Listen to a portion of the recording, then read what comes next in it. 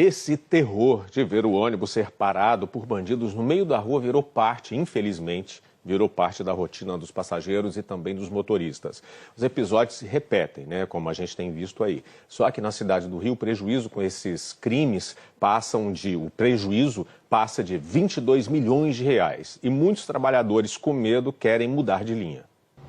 Ônibus tomados das mãos dos motoristas por bandidos, atravessados no meio de ruas e avenidas para impedir o trabalho da polícia.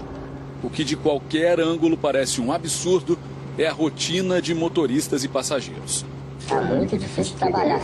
Tava toda hora vindo, desce com fuzil, fecha a via, manda a gente descer, fica ameaçando, bota os passageiros para baixo. Tá muito difícil mesmo. Uma realidade de medo que os números comprovam. Este ano, 97 ônibus foram sequestrados por bandidos só na cidade do Rio. Em todo o ano passado, foram 162. Aqui na capital, a maior parte dos sequestros de ônibus se concentrou em 4 bairros: Vila Aliança, Cordovil, Ramos e Muzema. As outras regiões da cidade e do estado não estão livres da ação violenta de bandidos contra o transporte público. Em agosto, traficantes do complexo do Chapadão, na Zona Norte, usaram 10 ônibus e 3 caminhões como barricadas. Segundo a polícia, foi uma represália pela morte de Washington Costa de Oliveira, um dos chefes do Comando Vermelho na Vila Norma, em São João de Meriti, durante um tiroteio com PMs. No mesmo dia, em Belford Roxo, 2 ônibus foram incendiados na Avenida Automóvel Clube. Em junho, outros 2 casos em menos de uma semana na Avenida Brasil. No dia 11, bandidos usaram um caminhão e um ônibus para fechar a pista lateral no sentido centro. Segundo a polícia, uma represália a uma operação no complexo da Maré. As linhas vermelha e amarela também foram bloqueadas e outro ônibus acabou incendiado na altura da Fiocruz. No dia 17, de novo.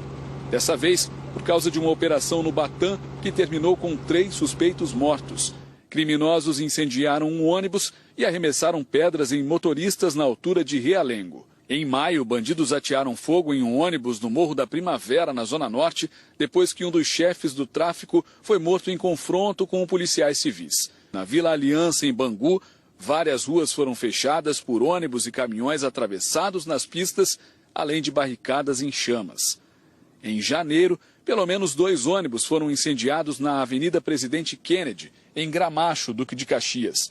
Foi depois de um tiroteio na comunidade Barro Vermelho. Mas o dia com mais ônibus incendiados da história do Rio foi no ano passado, 23 de outubro. Pelo menos 35 ônibus e BRTs queimados geraram prejuízo de mais de 35 milhões de reais. Foi na Zona Oeste, depois que Matheus da Silva Rezende, apontado como o número 2 na hierarquia da milícia comandada por Zinho, tio dele, foi morto pela polícia. Todos esses episódios representam prejuízos para as empresas de ônibus. Só este ano, na cidade do Rio, incêndios, sequestros e atos de vandalismo geraram um custo de mais de 22 milhões de reais.